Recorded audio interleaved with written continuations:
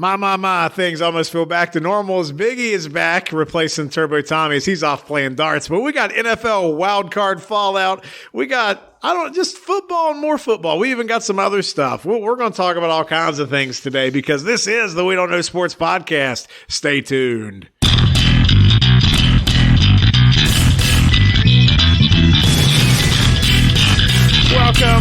Welcome back once again to the We Don't Know Sports podcast. This is Chadthemark with Mr. Brown and Canadian Biggie. And where's Turbo Tommy? Tomo Turby. Tomo Turby. I can't even say it now. That's all right. We got Biggie back. He's not doing family activities. He doesn't have COVID. I had COVID last week, but I'm back to normal now. But it's like the old times. 2/3 of the group here's had COVID in the last 2 weeks. I did lick your microphone. That's fine. I'm ready for another vacation.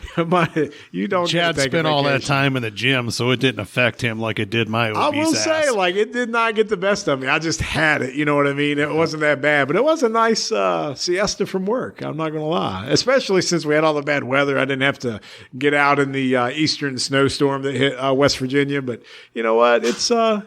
It's good. I get to go back tomorrow. And like a normal person, man, you got to watch a football game on Saturday. I mean, let's just jump in right there and start because I love football. I love the NFL. I love my Cincinnati Bengals. Hoo-day, baby. They're still alive.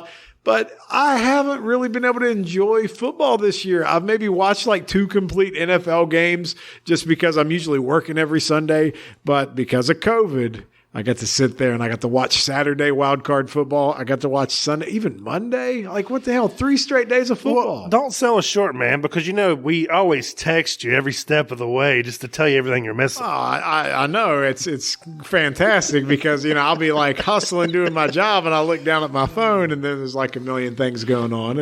And sometimes I'm able to get it on the phone and watch, but, it's tough. It's hard. It's hard to pull that off without getting in trouble, And we remind you how much better our lives are than yours because we can sit and watch football all day on Sunday. Man. I got a taste of it. Well, I got to tie it together real quick because you did get to watch football. Normally you're at Sleep Number on the weekends. Did you appreciate the Dak Prescott meme that featured Sleep Number? That his QBR was lower than his Sleep Number score? Yeah, and I sent that to everybody I work with, and they all laugh their ass off. There you go. Because we see that all the time. And what I try to tell everybody is there's more people than Dak Prescott that have a Sleep Number bed. If you want to know what Mahomes has, I'll tell you. I can tell you what Big Ben's got. He's got 2 beds, so. He puts them together. He has to.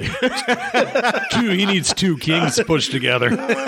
It's a quad king. Yes. Extra support in the middle. Oh. So it had to be a little extra special for you being able to watch the game, playoff game, Burrow, promising future, but you're going against Mr. Brown's Raiders. So you guys can go back and forth in the game and there's no customer coming through the door. You're not missing anything. I just got to sit there and watch and enjoy. And, it was glorious. And the Raiders, man, hats off. They're the team that just would not die this year. They were left for dead. They've been in playoff mode since October, it feels like. And they won before the playoffs started. They won. They had to win 4 games in a row to make the playoffs. They had to get in. They won 4 games by a 12-point margin total. The 4 games combined was 12 points. Yeah. It's a game of inches, baby. Yeah. That's what it's about. But and I do appreciate the fact that they give you all phantom touchdowns. I was going to ask. I knew we had to get to that. So let me ask you this though. We've talked. I identify that the rule is what it is, and yes, we got advantage of that. Now that being said, I would have been pissed if they would have ruled that play dead because to me, 99% of it was almost done, and then they blow it as the ball's getting caught in the end zone. But if that happened to me, I would have burned stuff down. Mr. Brown, we're coming up on the 20-year anniversary. Actually, just passed it of the Tuck rule this week. Is this something that you're talking about in 20 years? The phantom playoff touchdown. It don't have the same significance. It happened in the second quarter, and it started the dynasty of the Patriots. I mean, it could start a dynasty. I can only hope it won't. But the fact is that I agree with you.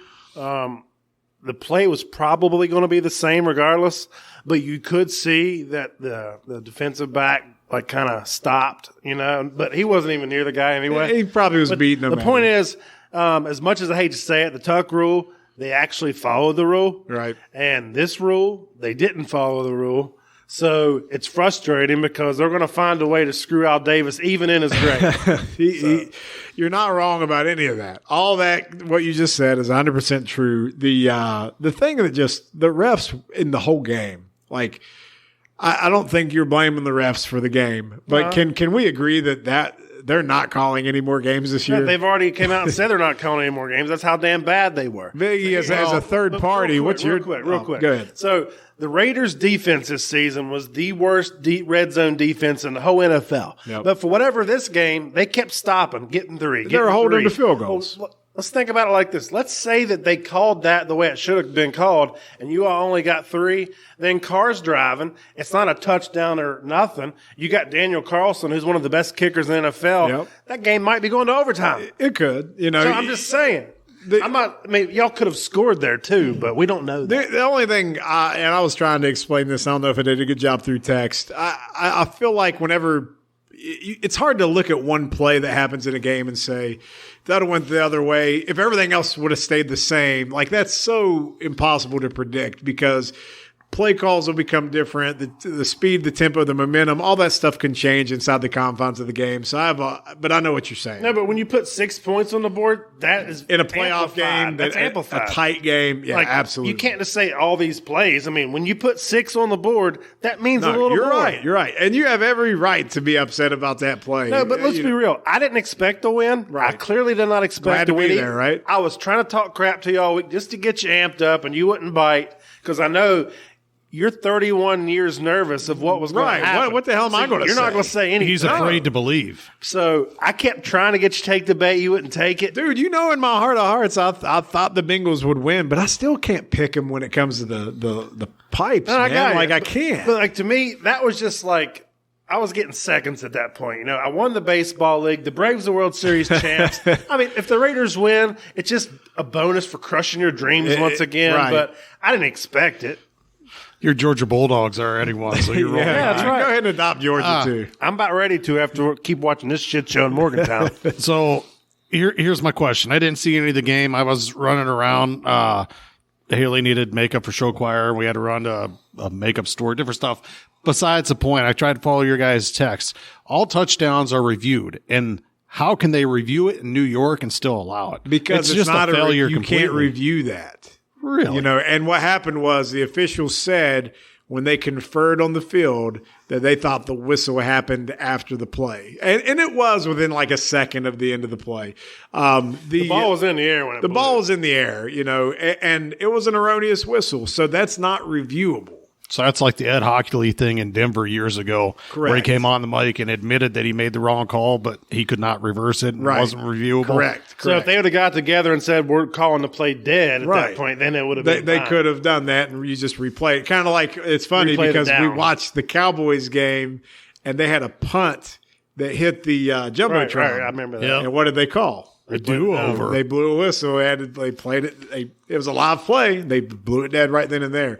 So the whole thing wouldn't have happened if the stupid ref just wouldn't have blew the whistle. Jerome Boger. Just a dumbass.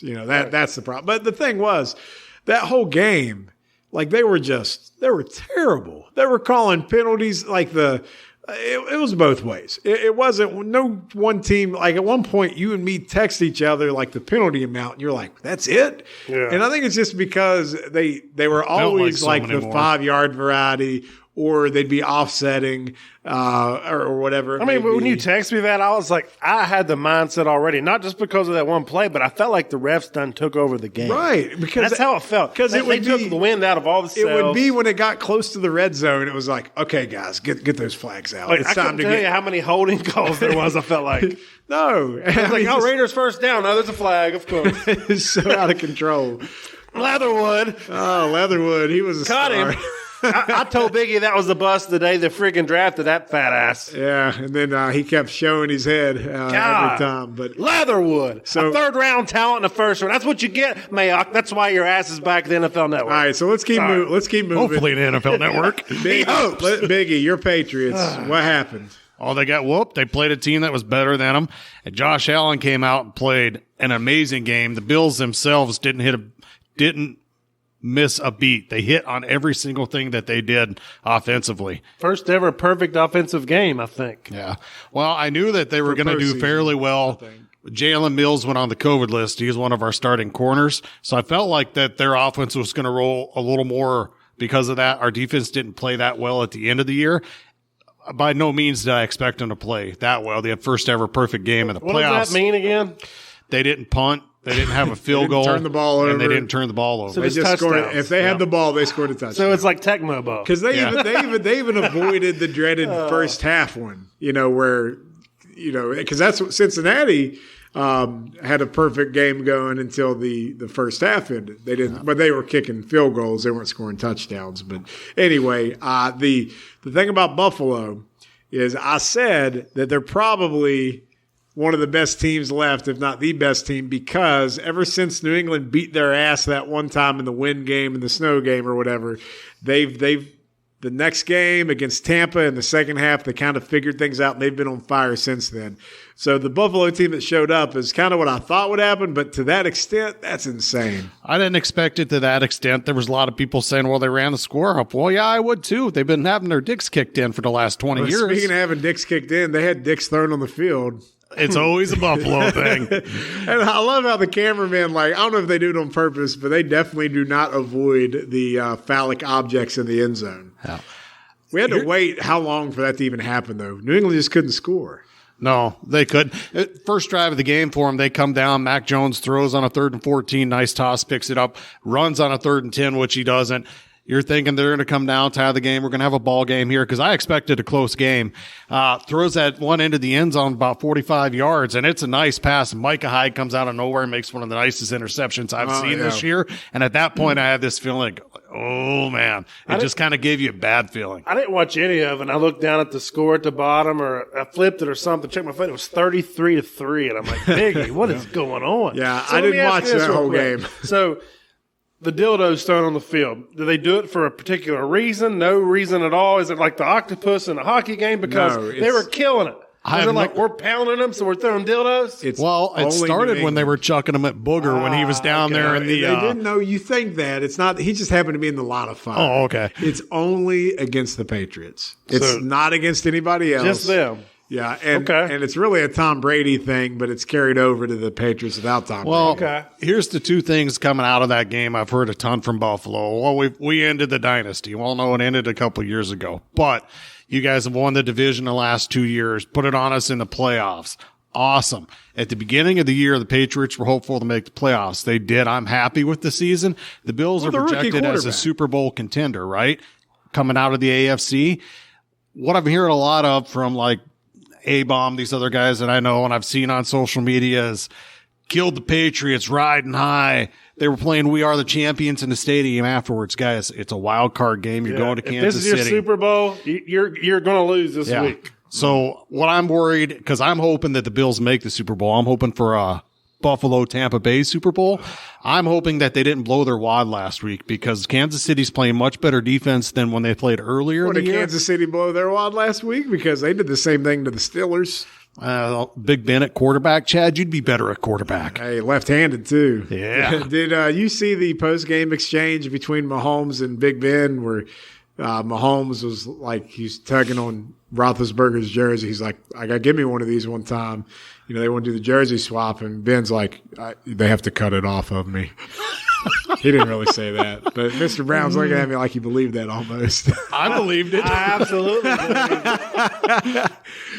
No, wow. He did ask for a jersey swap. He's like, I'll give me one of these sometime. But honestly, I don't think Ben was getting it off. It was staying on. You look at all the games through the weekend. I fell asleep at halftime of that one, and then me and Mr. Brown didn't have power for a couple of days, so we couldn't watch Cardinals Rams, which apparently the Rams boat raced him. Odell was quarterback and wide receiver. Kyler Murray is not your MVP calamari. No, not happening, man. You want to talk about a guy that just did not seem like he wasn't ready. He was not. The bright lights were on, and it blinded his ass, and he played terrible. So I got breaking news. Did you see the interception he threw? No. Where he was getting tackled. Oh, my God. He was in the end zone, and, he just shot-footed one, in the air, and they just picked it off, ran it back for a touchdown. Like, it was like when a quarterback tries to throw with his left hand when he's not supposed to and just throws to the other team. Might as well have been that bad. Nice. But what were you going to say? No, I was going to say, as soon as the baseball lockout ends, you're going to see an Oakland Athletics press conference. Just watch and see. Maybe after that performance, it was bad. Like, I was at the point. I'm back. I was at the point where I'm like, you might need to pull him. Like, you aren't winning with him in the game. Like, it was that bad. Well, they made progress. They were in the playoffs this year. They haven't finished well in any of the years under Cliff Kingsbury. I will say this. We were talking about the Cowboys-Niners game earlier, okay? We all realize, like, the Cowboys, they're like, Texas football. They were 6-0 inside of their division. Counting the playoffs, they were 6-6 outside of it. Like, there's no getting the ball spot and your sleep number meme and all that. Like, the Cowboys just were not good. They put up a lot of points against bad teams that inflated their stats. Yeah, they can blow out the bad teams. And here's the other thing, too.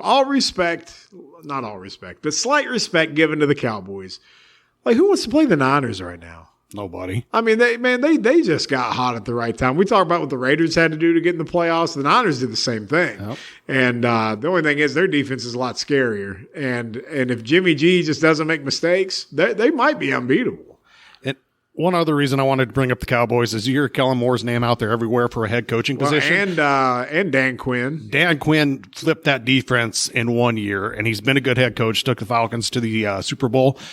Dan Quinn deserves a shot. Kellen Moore is way overrated. Yeah, I agree. There is no way he should be anyone's head coach. That's kind of like everybody like talks about Eric Bieniemy getting a job and Byron Leftwich getting a job, and it's kind of like Cliff Kingsbury. Like Kingsbury, like he's had a measure of success, but let's be honest, he got to where he's at because he had Patrick Mahomes as his quarterback in college. And so Bieniemy's got Mahomes now.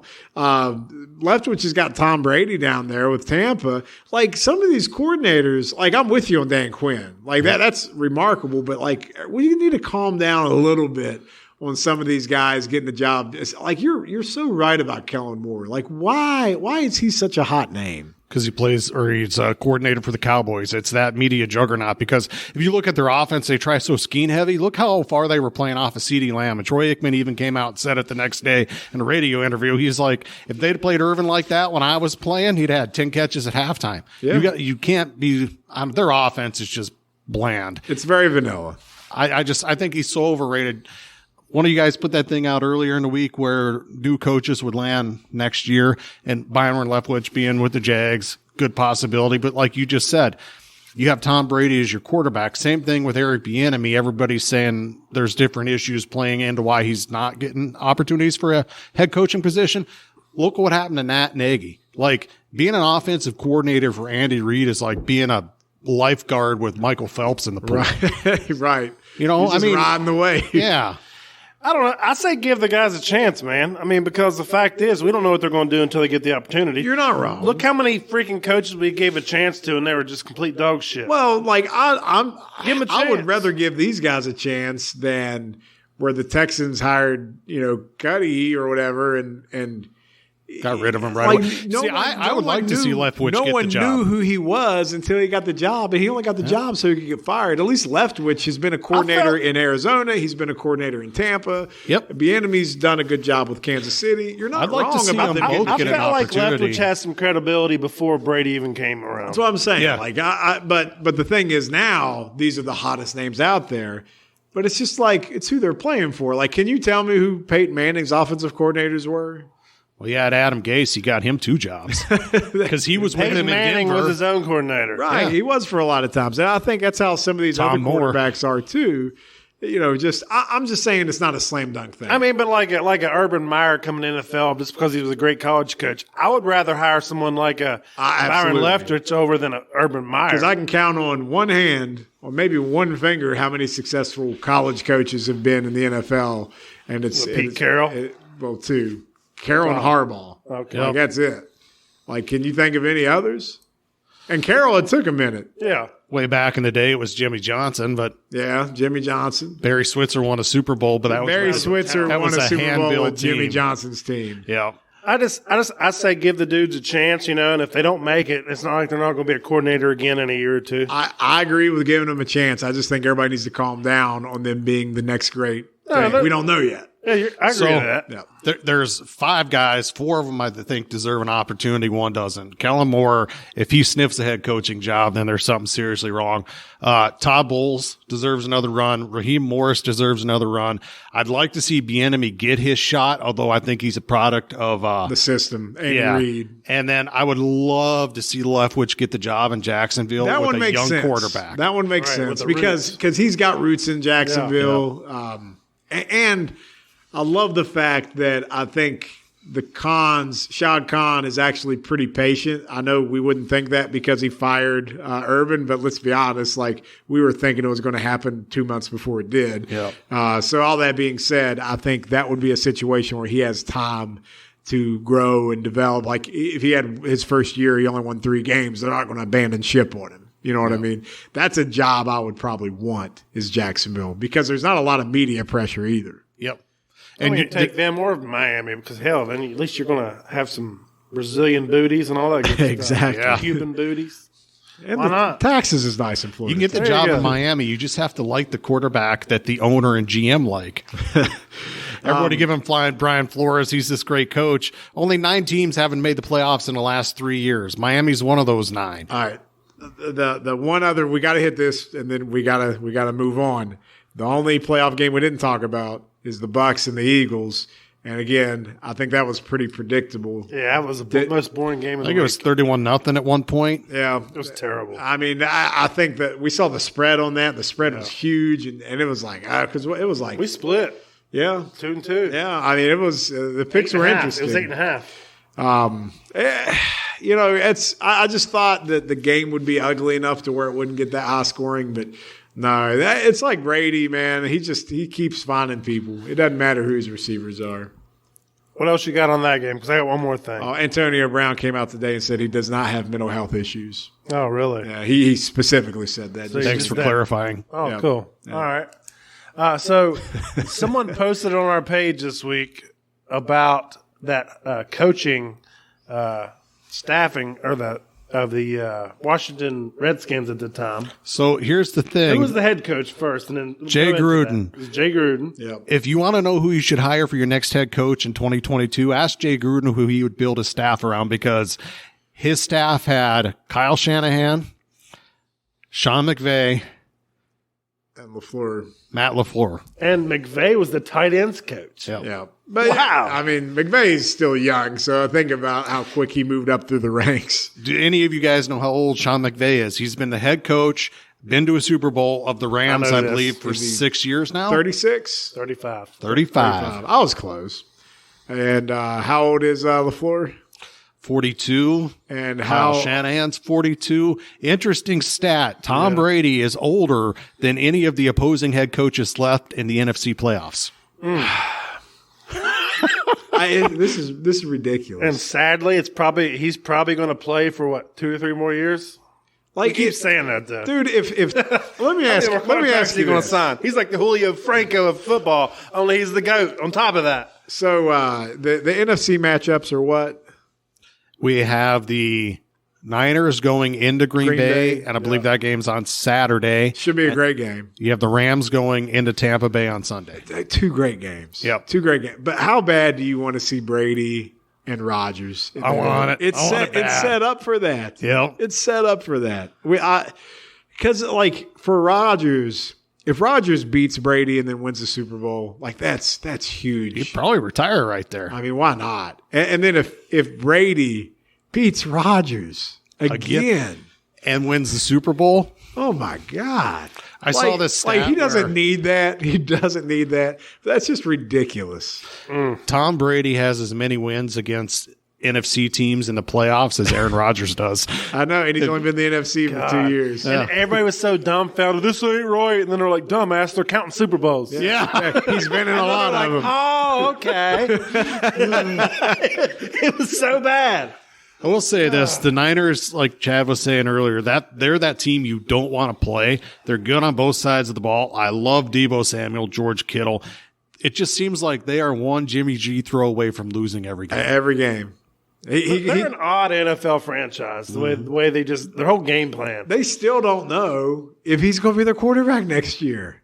Like, it's crazy. They're 2 games away from the Super Bowl, and they're like, we don't know if he's the guy. Yeah, he's not – there's no way that because they traded so much to draft Trey Lance at 2, they have to move on. They're hoping Garoppolo plays great, wins him a Super Bowl, and they can trade him for a first-round pick. Right, because because there's teams out there that need a quarterback. Because Garoppolo, again, I think there's teams, if you go with a guy like Garoppolo, it gives you money to spend on other things. Yeah, he's a manager. He's not like going to win you the game. Right, but if he doesn't lose you the game, no, I agree. It might work. Remember, Blake Bortles took the Jaguars to an AFC Championship game. No, I got you. Just think of like a team like that had like really good defense, and he just had to go out there and just be fundamental. Like what if he was on the Colts? Yeah. See, I think he'd be better than Wentz. Oh, yeah. Well, look at Garoppolo if he played for the Steelers. Oh gosh, man! Run game. All right, I want to close the NFL discussion with this, and we'll be back to talk our NFL Stone Cold Lead Pipe locks and update everybody on that because Mr. Brown has reaffirmed first place. But in our text chain, Turbo Tommy, the Steelers fan, said he didn't want Russ Wilson, and all I thought about was if Russ went to the Steelers, how bad that would suck for the rest of the division. Yeah. Because am I wrong with that? Like if you put a guy like Russ Wilson, I wouldn't want it. If you're a Steelers fan? So now I wouldn't. If you're a Bengals if I was fan, a Bengals fan, you'd be like, hell no, right? Dude, right now you're riding high. You got a half Chubb rolling into the weekend. You're looking at Burrow, Chase, Higgins. You got Mixon. You got players on the other side of the ball, young head coach. You're going to own this division for the next 4 or 5 years. Unless Russell Wilson rolls in where he's already got a stud running back, 2 good wide receivers, a good tight end, and a loaded defense. And Mike Tomlin. Yeah, I don't need that to happen. So, Tommy, I hope your dreams come true and they end up drafting a stupid quarterback and not trying to get Russ Wilson because it's not going to be Aaron Rodgers either. But anyway, I just want to get that out there because I was like, that's crazy. Why would you not want that guy? But that's all right. Sorry, Turbo. I'm not trying to talk crap about you while you're not here, but Steelers suck and gravy leg's gone. All right, Mr. Brown, for those who don't know, you have a marvelous Facebook group that you've built from the ground up with over 200 former big leaguers in there. What's it called? America's Pastime, the love for baseball. It's probably one of the most interactive and just engaging groups I've ever seen in all of Facebook. And I'm not just saying that because it's partnered with We Don't Know Sports and built by you. But it's awesome feedback in there all the time. You just did a giveaway earlier. You're giving out autographs and stuff like that because, you're a man of the people when you connect with big leaguers and you're passing that relationship on to the fans. But one of the things that you went out there and you asked who are the best players in each position of all time? And like you put these polls, these surveys out there. I remember seeing some of them. There's like 10, 11, 12, 13 names on these lists. Yeah, I mean, actually most of them went 20 deep. Easily, right? But like it was the starting 9 from each position. And then we went DH on top of that and closer and manager. Right. So it was 12. So we're going to go through these real quick because these are not your all-time greats. This is by it was voted on by the people in the group, and it's approaching 25K. And then former major leaguers also mixed in their votes as well, voting. So, I mean, it's kind of cool. All right. So we're just going to go through it, and you tell me how you feel. You tell me if they got it right or not. And Biggie, you feel free to chime in too. So for the starting pitcher, I got Bob Gibson. I mean, you definitely could argue Bob Gibson all time. I mean, but the starting pitcher for me is so volatile. It could be a dozen players. Sure.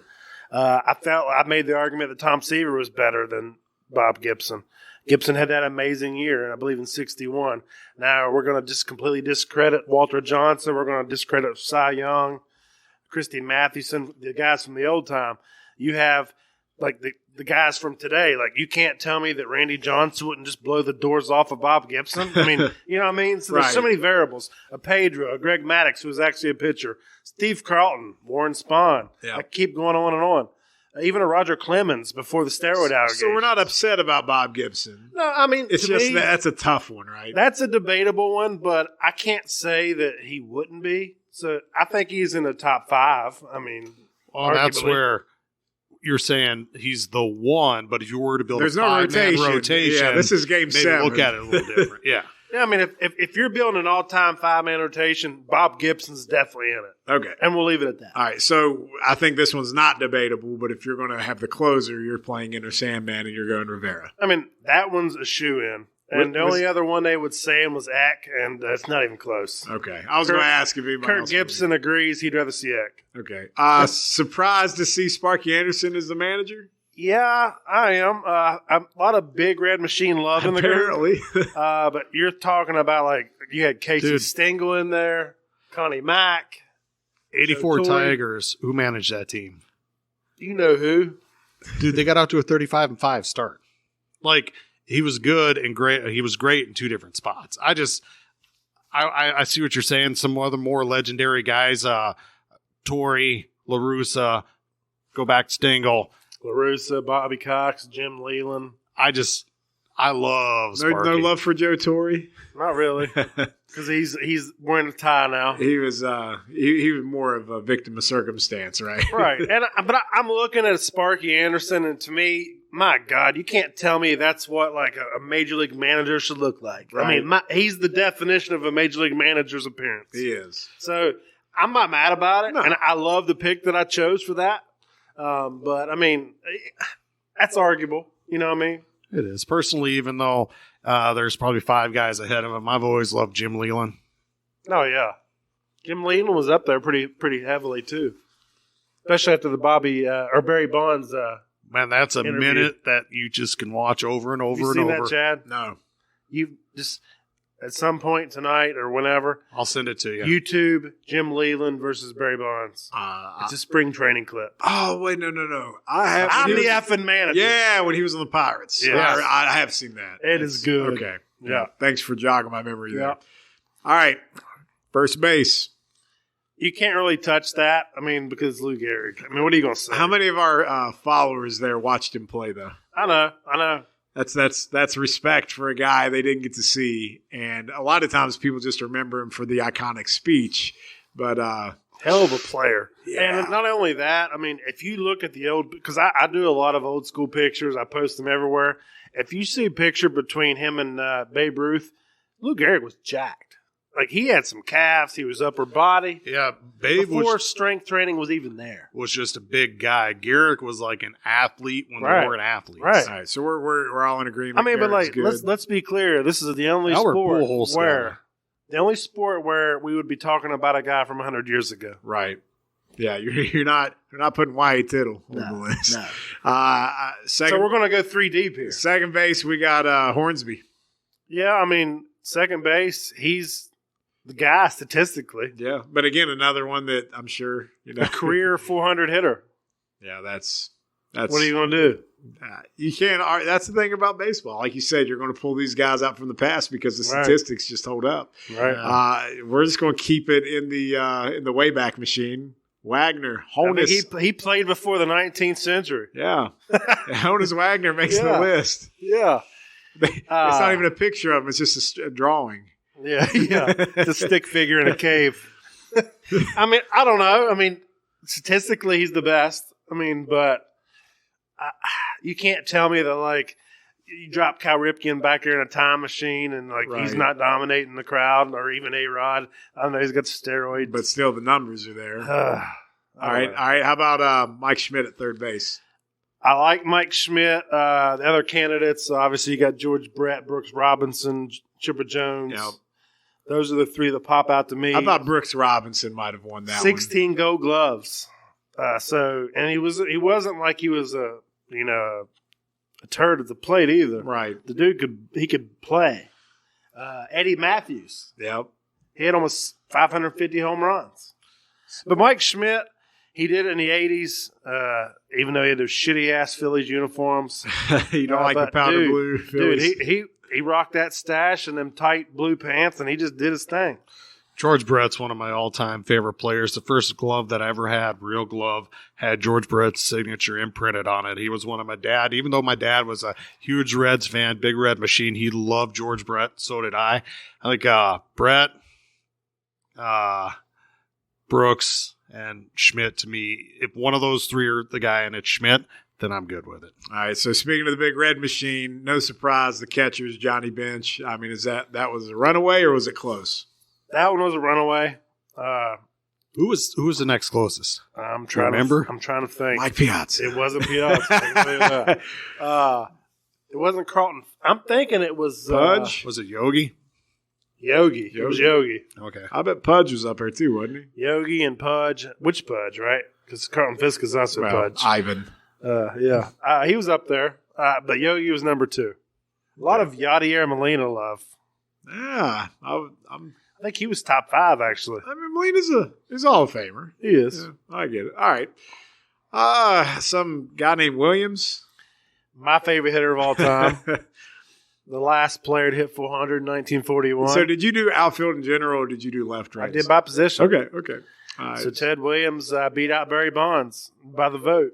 And it's arguable. I can see, yeah, but when you look at the numbers, highest on base percentage ever. Right, and the fact And that then people factor in what the time right, he missed. you take away the 5 PEDs. years of his prime. Yeah, you take away the PEDs too, and yeah. No, defensively wasn't so good, but he was that damn good of a hitter that you overlook it. Yeah, hit over 500 home runs. And he was one hell of a Missed fighter 5 pilot. years.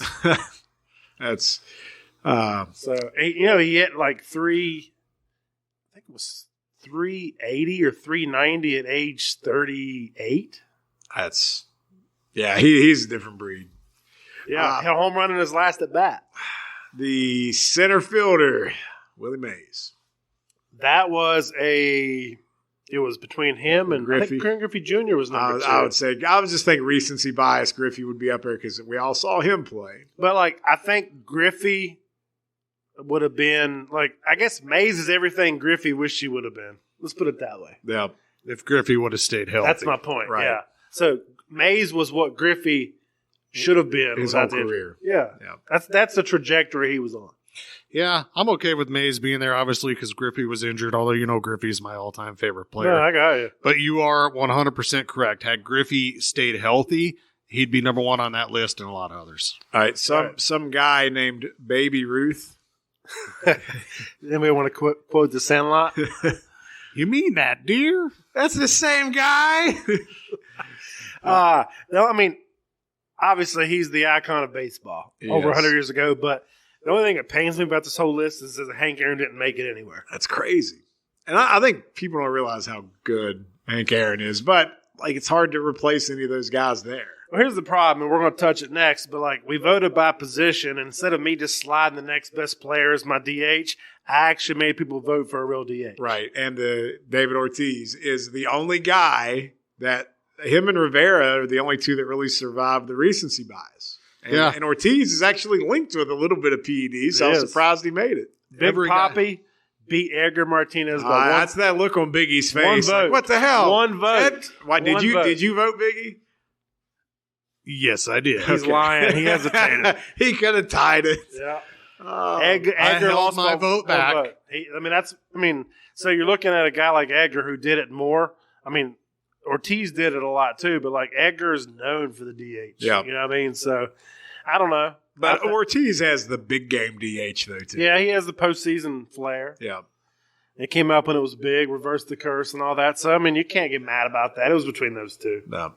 So, biggest discrepancy you saw, or is there somebody who didn't get enough votes that you were like, man, nobody even gave this guy love in any position? Anything you'd want to definitely, chastise the group for?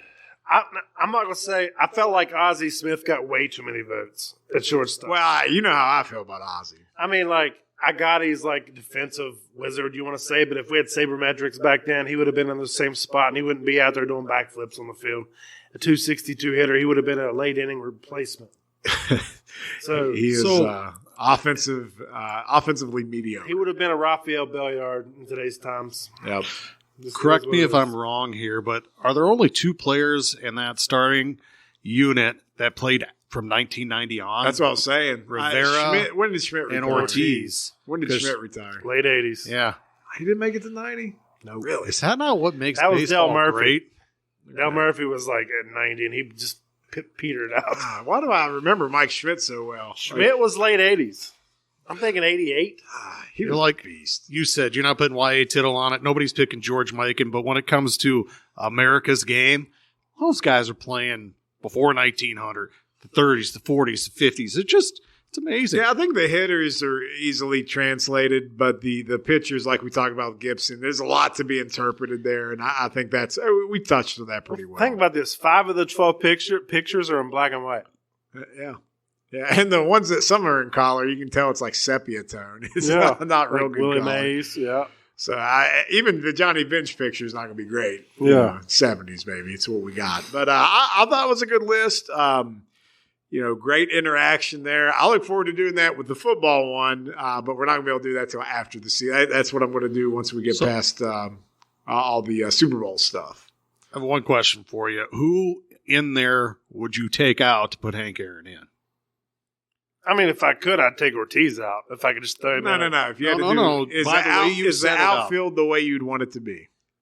I can't get mad about Williams, Mays, or Ruth. Okay. I can't. I mean, I can't.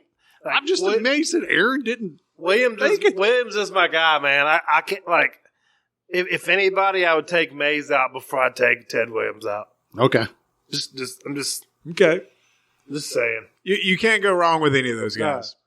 But I want to touch on this. I'm not going to go into it, but as Chad mentioned, there's over 200. I think there's actually 206 players now in the group. Who's counting? But I kind of put pen to paper today and created my 26-man roster with players that are in my group, and I'll go into that at some point, but I haven't even put it in the group yet. But I will say this. The starting rotation and the bullpen are off the charts. You're not beating this team. And this is actual players that interact in the group. So if you haven't joined already, it's America's Pastime, the love for baseball. It's crazy. They'd win 100 games. There's 4 Cy Young winners, and our 5th starter is Kurt Schilling. Best pitcher might not, but I'd be the one who. It'd be all right. Yeah, especially if you could get everybody on like their peak. It'd be. That's what we're looking at. It'd be. Like I said, I put Knobloch over Brett Boone. Sorry, Booney, if you're listening, but that hurts. It's Knobloch before the Ips. There you go. So always good content there. Booney. Always good content. We appreciate all the stuff in the baseball group, and hopefully we get to talk more baseball and we get this stupid lockout stuff resolved and get past this work stoppage. But man, it's still fun to talk baseball in January.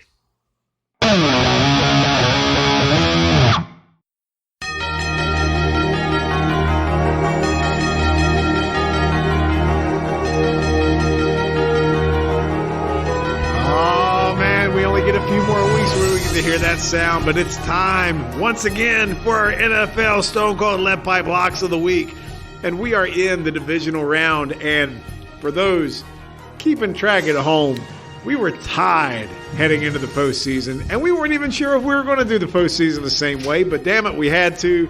Mr. Brown, you took a 1-game lead after the wild card round. Are you feeling like everything's back to normal?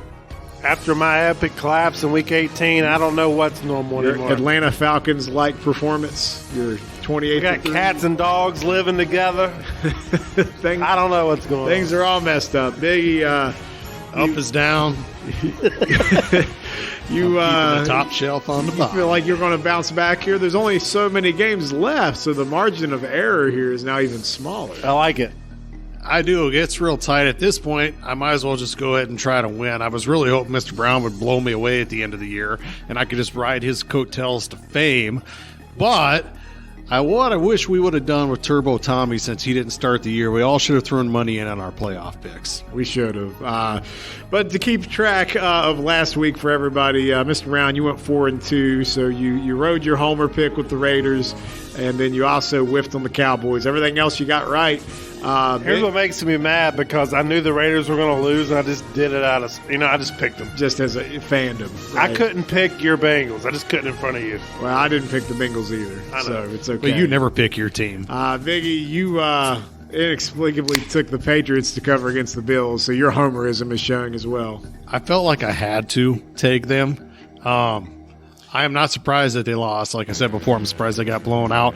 That was the one pick I made on the spread where I was like, man, they're going to lose by a touchdown. So did you have to get on Bomasudo's show this week again, or was it just that one time? Did the pregame. When did you do that? Saturday night, leading up to the game. Nice. How'd that go? Other than the outcome. It was pretty good. They were pretty jacked up and ready. They were pretty confident in the Bills for that night. All right. But you represented we don't know sports about. Oh, damn right. All right. You and Turbo inexplicably took the Steelers to cover that 12.5 too. I really thought Big Ben's, last game, the way their defense had been playing, that they would lose, but they would lose like 23-13. All right, and then the only game we all picked the same. Do you know what it is? Rams. We all picked the Rams, so we got that right. At least we're across the board there. But Mr. Brown is one game up as we head into the divisional round. So let's go ahead and get right to it. And we'll start with the Saturday game.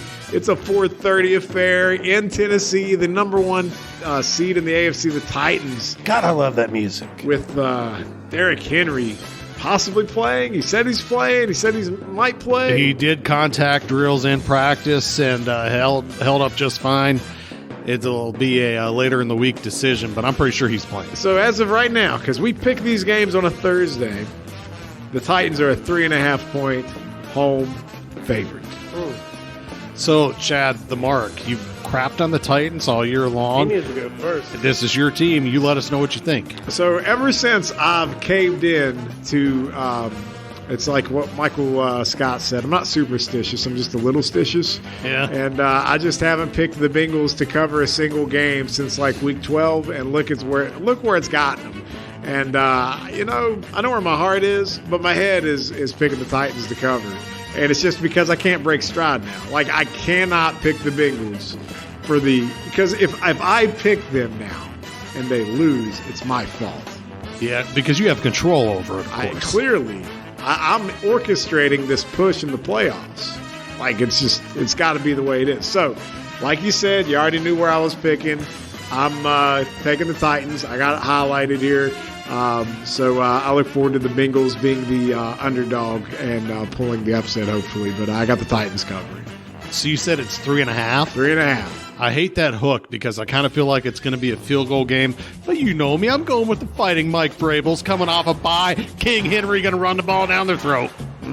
With conviction. I agree with you, Chad. This is poetic justice. The team you've shit on all year is going to be the team that ends your 31 years of dreams. And they're getting an incredible Hawk back. Like most teams, they've kept rolling, and you'd be worried about team chemistry. I was going to ask. But when you get back a man of this caliber, people like try to grab his ponytail, whatever the hell that thing is, and they just fall off. He just flicks his neck to the side, and they just go flying through the air. He flies D-backs off of him. Linebackers don't want to touch him. Dude, the man was like 9th in rushing and played 8 games this season. Yeah, I mean, he almost had a 1,000-yard rushing season. So guess what? He's going to come in. He's going to cover up Ryan Tannehill's sorry ass. And the Titans are going to roll. They're going to win by 10 points. So the likelihood of all that happening is very possible. I get that. And it's not going to ruin no dreams of 31 years. The dream's already come true. We got the monkey off our back. So now a wild card, No, just winning a single postseason game. Keep celebrating mediocrity, brother. I'm good. I'm ahead of schedule. Can I just throw one thing out there that I think is really cool?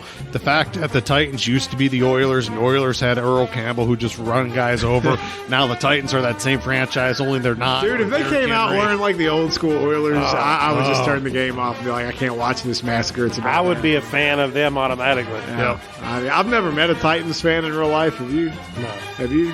No, I have not. Okay. I like people shit on the Bengals for not having, but at least I've met some of them, but I've never met a Titans fan. Dude, why couldn't the freaking Texans done what the Browns did and just be the Oilers? Yeah. For God's sakes. That would have been the best thing. All right, so we're across the board having the Titans cover there. How about the late game on Saturday? The San Francisco 49ers on the road to Lambeau. No idea what the temperature is going to be, but I'm sure it's going to suck. The night game, it'll be cold. The Packers 5.5 at home. I'm going to ride the 49ers here. I do think the Packers will win this game, but they played once this year. It was 30-28. Rodgers had to take them down the field for a field goal with 35, 40 seconds left, something like that. to me, this game comes down to something we discussed earlier. They're one Jimmy G play away from winning or losing, and since it is that close, I like them to cover 5.5.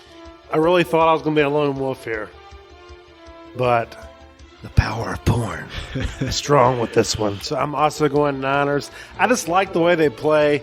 I feel like that they play differently than any other NFL team. Their game plan's different. Now, the only question I have is, what's the deal with Bosa? He's playing. All right, good deal. Then I think the Niners could potentially win this game. But they're definitely going to cover. Okay, do you want to go out on a limb and go ahead and call out the upset? I'll do that. Okay. In Lambeau. Ooh, stranger things have happened. So let me clue you guys in that you're going against Aaron Rodgers, the guy who is throwing more touchdowns versus interception than anybody's ever done in a Clipping history. It's at home. It's a night game. The eyes are on.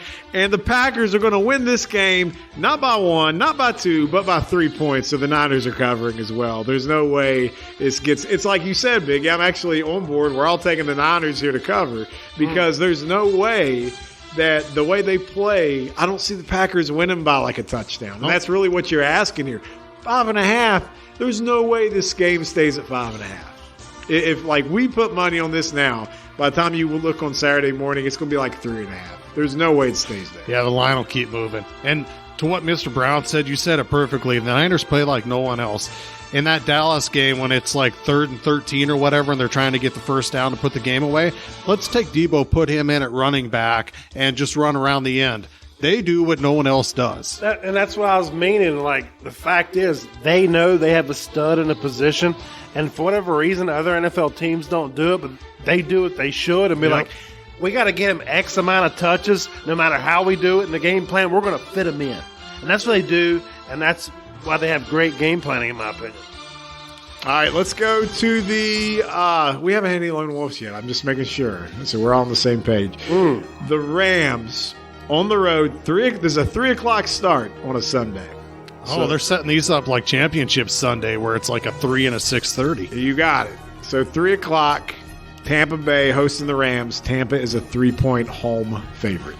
So I may end up being the lone wolf on this one because they played earlier in the year. The Rams won, and the final score was closer than what the game truly was. Wirfs and Jensen both got hurt last week. Tampa Bay's offensive line looks like they're both playing. I know Jensen is. Wirfs is a little lifty. That front line, offensive line, has been healthy for 2 years now for Tom Brady. I'm going to roll with the Bucs to cover at home.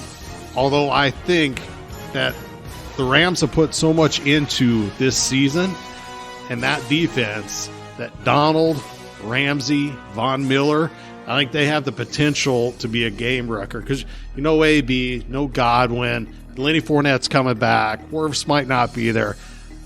I'm still going to roll with the Bucs at home. Okay. I think this is the night the lights go out in Tampa. So I'm going Rams all day. I think they're going to win the game.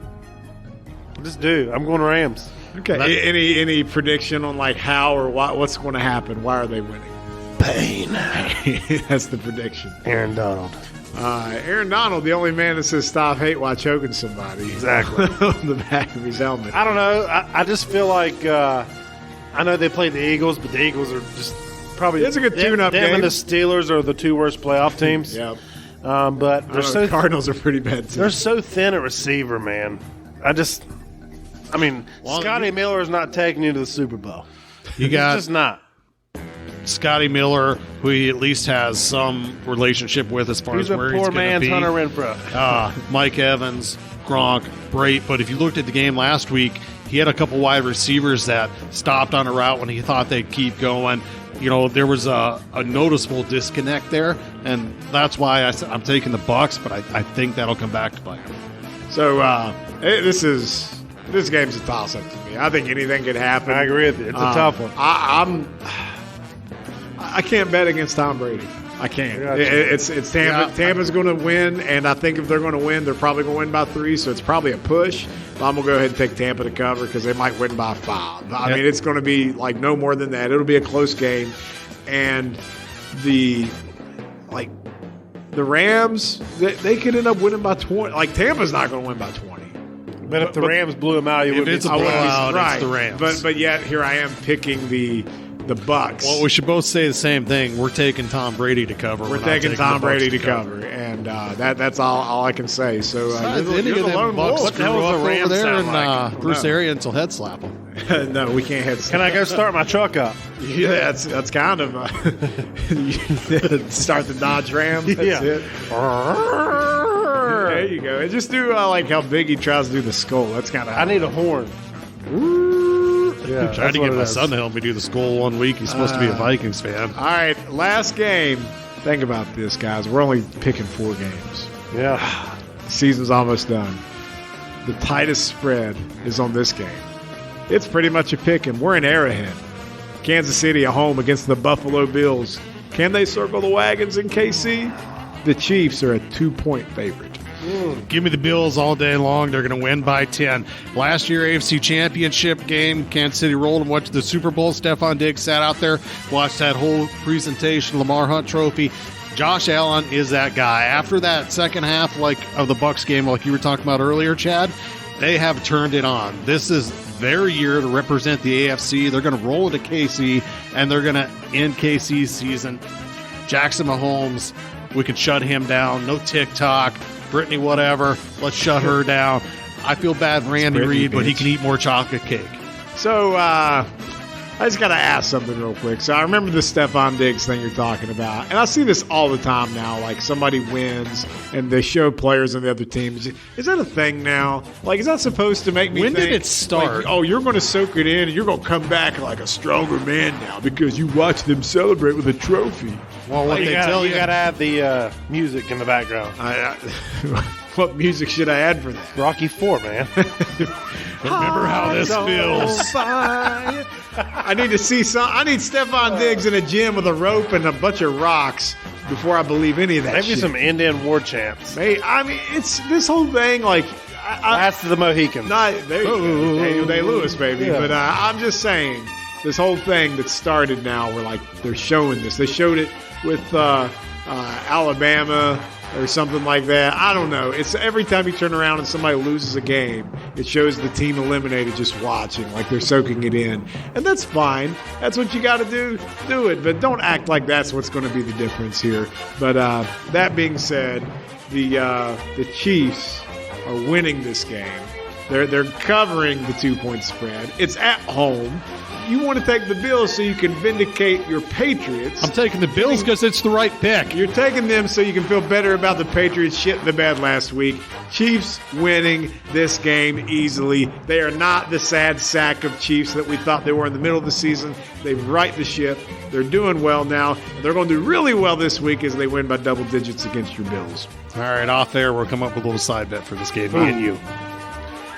I think of the Bills just like I do the Bengals. They're just happy to be there. They know they're not supposed to Their be there. expectations are much higher, though. They're not like, they know they're not going to win, but even if they get to the Super Bowl, they're going to, like that's what they do. They lose Super Bowls if they even get there. So how you say it, Anthony, and the rest of your crew there, a game book, but the Chiefs are going to win this game. You're not going to go into Arrowhead, one of the toughest places to play in NFL, and just get the win. Mahomes actually has won a Super Bowl. I can't say that Josh Allen will ever win a Super Bowl. So I'm going Chiefs, and then they have to even run the ball. And they're still going to be. I mean, this is going to be the third year in a row the Chiefs could be in the Super Bowl. Yeah. You're saying it's not the Bills circle the wagons. It's the old school. The Bills are spelled with 4 L's. Yeah. Okay. On top of that, I haven't even said the real reason why the Chiefs are going to win. Do you not think that Andy Reid's not going to coach up this perfection to where he can't go back to the White House and eat some Big Mac? That's not on the menu now, though. Well, whatever it is, He he does like wants some chocolate free cake. Big Macs and fast food at the White House, or whatever the case may be. Andy Reid's not turning down free food. He can eat all he wants anywhere in Kansas City for the rest of his life. Good barbecue because he won a Super Bowl. This is the time for Josh Allen to show that he is the guy. All right, well, you're the lone wolf, Biggs. Nobody circles the wagons like the Buffalo Bills. You hope. We'll see if that makes the Patriots season seem a little better because you lost to the team that might go. You're to the such Super a Bowl. bastard. I hope the Bengals lose by 72. Eat a bag of dicks. All right, well, It's always fun to wrap up the picks as we're getting even closer to the Super Bowl. And man, these are good games. I think we talked about it earlier. The Bengals Titans. That's the odd game out. That's the game that it's the first game for a reason. Every other game seems like super high stakes. Anything could happen. The spreads are close, and I feel like we're ending with the right game too. I think that might be the most hardest spot game, but we'll see what happens. Anything else you want to say? You want to run my name in the ground again for just disagreeing with you about a team, or are you good? You're used to being wrong at this point. I don't have to rub it in, but if the Bills don't win, it can't be a Bills-Bucs Super Bowl, so they have to win. Why do you want the Bills-Bucs Super Bowl? Well, because I feel like this is like a video game. When you were playing back in the day, Super Mario Brothers, you get to the end. The Bills have won the division 2 years in a row. They just destroyed the Patriots. Now you got to beat King Koopa and the cat. I bet you were one of them kids that always played with Luigi, too. No, you did, damn it. It's like, I don't want Mario, I want Luigi because he's green. I bet he jumps higher. I do like things that are green. Okay, we'll leave it at that.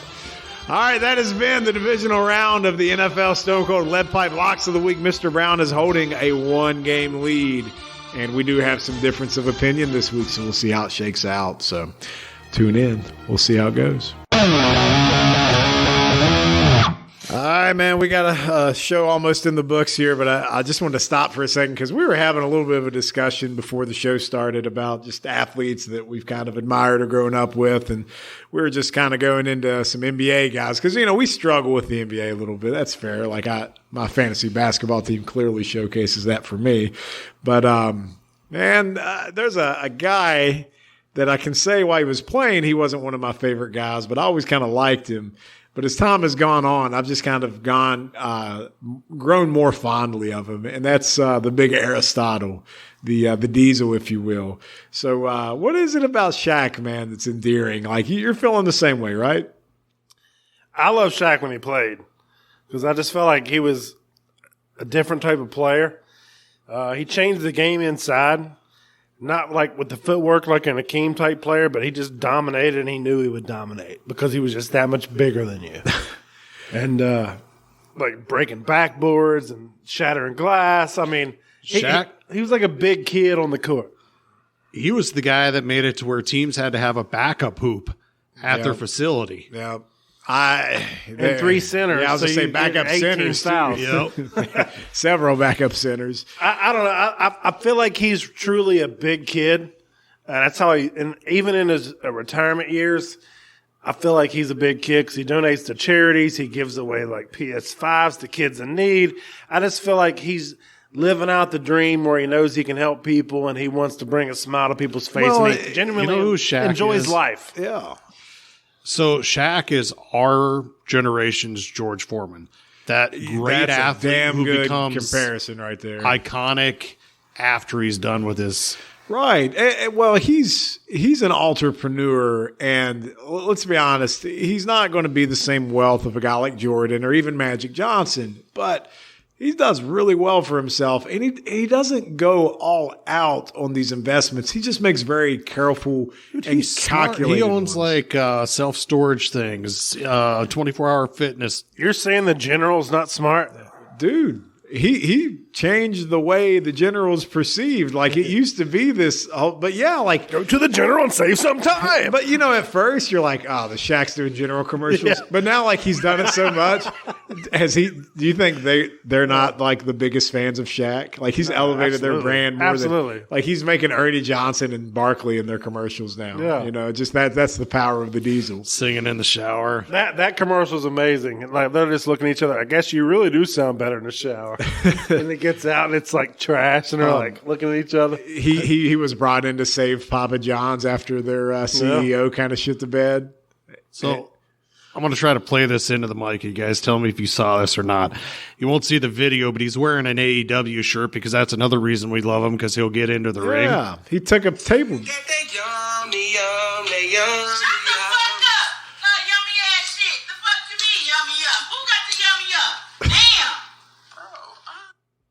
So that's a video he makes in his own home that he'll throw out there.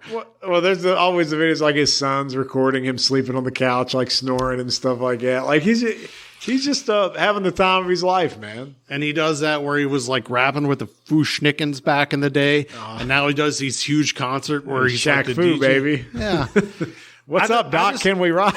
I feel like he's one of those players that, like, if you just happen to meet, like he was traveling the country and you just ran into him, he'd be more than willing to sign an autograph, take a picture, let you put on social media, whatever. I feel like he'd just be the guy who would just go with it. Yeah, like what Maybe I'm completely wrong. What you see is what you get. I feel like he'd be the guy, but like, sure, man. Yeah. I'm just traveling. Who cares? Like he would, as long as you were respectful to him, he'd be respectful right back. My favorite like comment from him when he's talking about his kids and his family, and he's like, remind him all the time, I'm rich. We ain't rich. Right. I'm rich. Yeah, he said he's like, we can get this, we can get that. He's like, I can get that. You can't get nothing. It's my money. And I like that though. Yeah, I mean, but that's how you should be. If you're, I don't question his parenting skills. I'll say that. You hear these stories about how somebody needs a computer or something for their kids. He'll go through and he'll just randomly pick like a Walmart and he'll pay off everything that's on layaway. So the thing I was going to bring up earlier about Shaq, so like his humanitarianism is fantastic, and he's wealthy now, and he's very business savvy, and he's a Leo also. He's for whatever that's worth, but there is law enforcement officer. Have you ever heard and he's an Adam Sandler movie star, so you know all his movies. Have you heard the story about him and David Robinson when he first was playing against David Robinson? So it was when he was with the Magic. So they're getting ready to play the game. They're in the warm-ups or whatever, and he kind of walks out to midcourt. I hope I'm telling the story right. Dave Robinson's there. You know, comes over, you know. He's like, that's what you know. I'm going to mess you up. Dave Robinson's like, all right, man, whatever. He's like, nah, ever since I was a little kid, I can't stand you. You wouldn't sign an autograph for me. And I'll never forget that. Dave Robinson's like, man, I sign autographs for everybody. This guy's lost his mind. He's just like, yeah. So I'm going to take you to the woodshed tonight. Made it all up. Never happened. He just said that to get in his own head, to get mad. And he kept that story going for a couple of years. And that's what he did. He told David Robinson. And it wasn't for like a decade. He finally came clean and was like, that never happened. I was about to say, I got David Robinson's autograph. David Robinson. Shaq ain't getting it? He signed everybody. Shaq was like, I was just a little kid and you wouldn't sign my autograph. Because, you know, he's like 10, 12 years older than him. Yeah. So he came up with that story just to motivate himself. That is funny.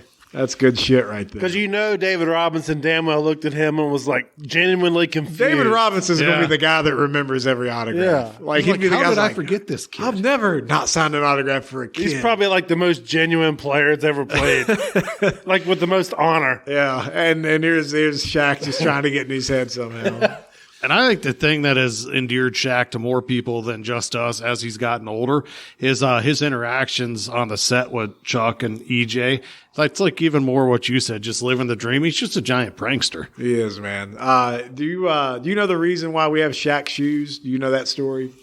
I don't know the details. The Shaq brand shoes. Those the and one. Is that different? No, he's got his own brand. I thought the and one looked like him back in the day. Well, he was before and one. Okay. It's his logo of him breaking the backboard. Yeah. That's what I meant. But anyway, the Shaq shoes came about was he had a deal with Reebok, and he's leaving a game, and this lady with her kids was there and just started giving him shit about how much his shoes cost. They're $120, blah, blah, blah. Our kids can't afford this, blah, blah.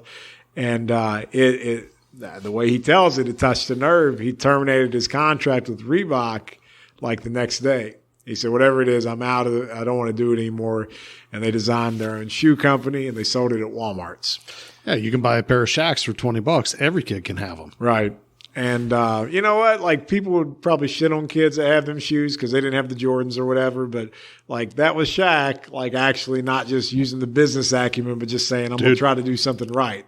I had Shaqs. I also had Starberries. You could buy those for $20. I forgot about those. Were and ones, weren't they? Yeah. The Starberries were. Anyway, so there was a little Shaq story for everybody. Hope you enjoyed that. But I'm sorry, and it completely changes the narrative of what we're talking about. But my favorite shoes that I remember to this day, I was in 7th grade, and I had the EMJ. They were the patent leather. They had the black leather on the sides with the white, and we all wore those. It was a team shoe for our 7th grade middle school basketball team. Nice. Oh, they're so nice. So I am sharp. I'm not a sneakerhead by any means. I don't know. Sharp. I don't know if you still like look at shoes. I don't. Not like that. I had I remember in 8th grade I had the Sean Kemps, and they had these little reflective pieces on the inside of the tongue. It was hard to explain.